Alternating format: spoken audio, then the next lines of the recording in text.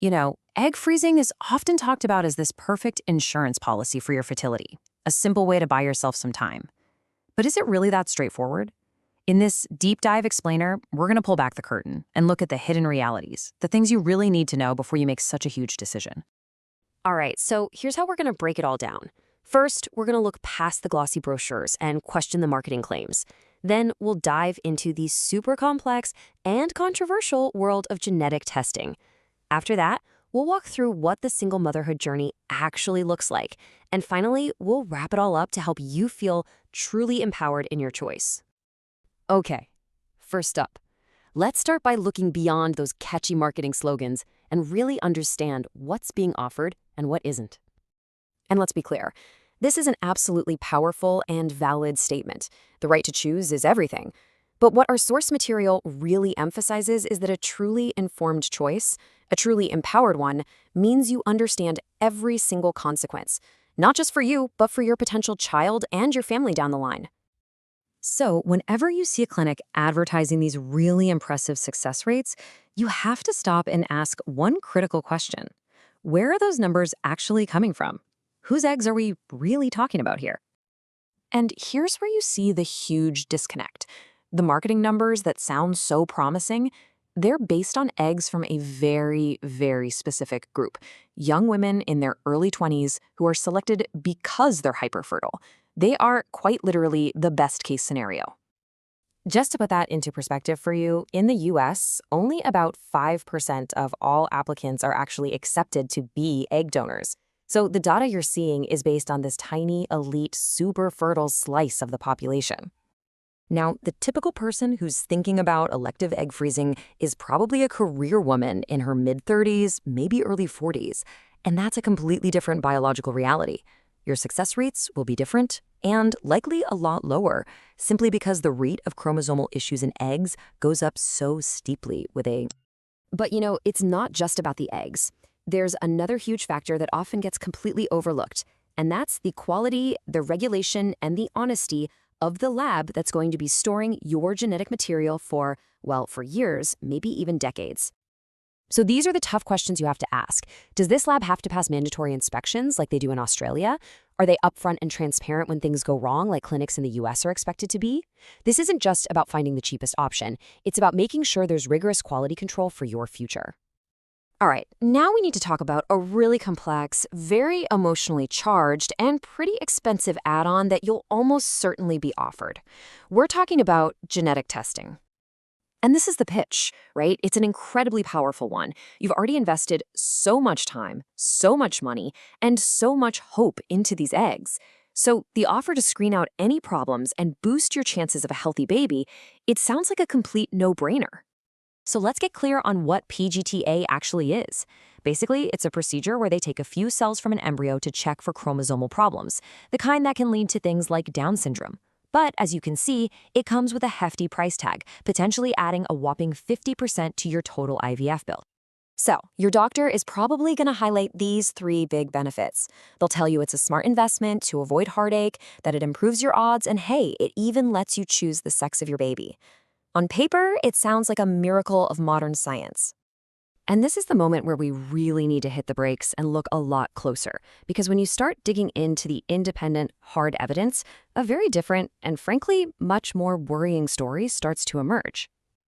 One of the first big red flags our source points to is this. A country like Singapore, which has incredibly high standards for medical regulation, has not approved PGTA for regular clinical use. It's still considered experimental, stuck in a clinical trial with uncertain results. That right there should make you pause. Okay, drawback number 1, the procedure itself is highly invasive. They literally have to drill a tiny hole into the embryo to pull out some cells. Now, a strong embryo might be fine, but a weaker one, which is more common for older women, could be seriously damaged or even destroyed by the process. Now get ready for this, because this part is truly mind-blowing. Scientists now know that many embryos are mosaic, meaning they have a mix of normal and abnormal cells. And here's the amazing part. These embryos can often heal themselves and grow into perfectly healthy babies. But PGTA often flags them as abnormal, which means they get thrown away. You could literally be discarding your only viable embryo. And there's more. PGTA adds another layer of risk because it means more freezing. Your eggs are thawed, fertilized, and then the embryos have to be frozen all over again while you wait for the test results. We just don't know what that second freeze-thaw cycle does to these already fragile embryos. So, after all the extra cost, all the risk, all the stress, what's the bottom line? Well, major international studies have looked at this, and the conclusion is clear. PGTA does not significantly improve your overall chances of taking home a baby.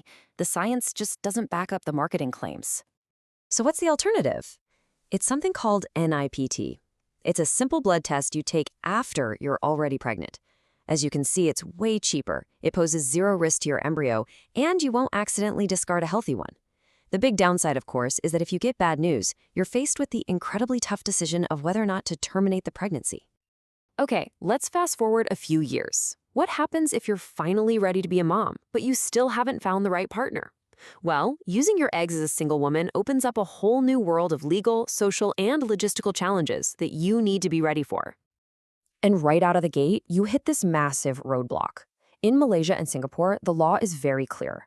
Fertility clinics are banned from helping single women with IVF using donor sperm. That means your only choice is to physically ship your precious frozen eggs to another country, like Australia or the US. It's a legal workaround, but man, it creates a ton of new problems. Before you even consider going down this road, our source material warns that you need to think long and hard about these 4 major hurdles. This isn't just a medical choice anymore, it's a life-altering journey. So let's break these down one by one. From a legal standpoint, the state makes a huge distinction. In many places, a child born to an unmarried mother is considered illegitimate, and that has real-world consequences. We're talking about being shut out of state benefits, tax rebates, housing subsidies, everything. And of course, the entire financial burden falls squarely on your shoulders with zero chance of any child support. And it's not just about money and laws. The social pressures can be absolutely immense, especially in more conservative societies. Your child might face tough questions. You could face disapproval from your own family, losing that crucial support system right when you need it most. And it might even affect your chances of getting married later on if that's something you still want. Okay, so let's talk about the other half of the genetic equation. You're putting an incredible amount of trust in a foreign sperm bank thousands of miles away. You'd assume they're foolproof, right? That everything is triple checked? Well, as we've seen in the news, you need to be so careful because things can and do go horribly wrong. And these aren't just hypotheticals. These are real stories, major scandals that made headlines. A donor lying about having a serious mental illness, a catastrophic lab mix-up with race, a genetic condition being passed on to multiple children. These are the documented risks in what can be a very loosely regulated industry. And as if all of that wasn't enough to think about, there's one last thing. The simple physical act of shipping your eggs from one continent to another can put your entire chance of success in jeopardy. It's an incredibly delicate and high-stakes process. The best way to think about this is like a lock and a key. The protocol used to freeze your eggs is the lock, and the protocol to thaw them is the key. They have to match perfectly. If you send your eggs to a new lab that uses a different key, they could be completely ruined. Really, for the best odds, you want the same lab to do both the freezing and the thawing, and that's just not possible when you export them. Okay, we have gone through a lot of really sobering information about success rates, about genetic testing, about the realities of single motherhood. So let's pull all of this together into something actionable. What do you do with all this knowledge? Now, the whole point of this explainer isn't to tell you don't freeze your eggs, not at all. It's about changing your mindset. It's about going from being a passive customer who believes the marketing to being an active, informed, and critical driver of your own fertility journey. True empowerment comes from asking the right questions. So this is your checklist. These are the things you need to dig into. Number 1, grill them on their success rates. Are those numbers for donors or for women your age? 2, verify the lab's quality. Ask to see their inspection reports. 3, question those expensive add-ons. Ask for the hard evidence that they'll actually help you. And finally, be brutally honest with yourself about the realities of the single motherhood path. And in the end, it all comes down to this. When you're looking at something like PGTA, a technique that science shows doesn't improve your overall success rate, and which comes with a risk of damaging your embryos or even discarding healthy ones, You have to ask yourself this one final, crucial question. For what could be your very last chance at having a child, is it worth paying for a procedure that might actually lower your odds? That is the choice you are now empowered to make.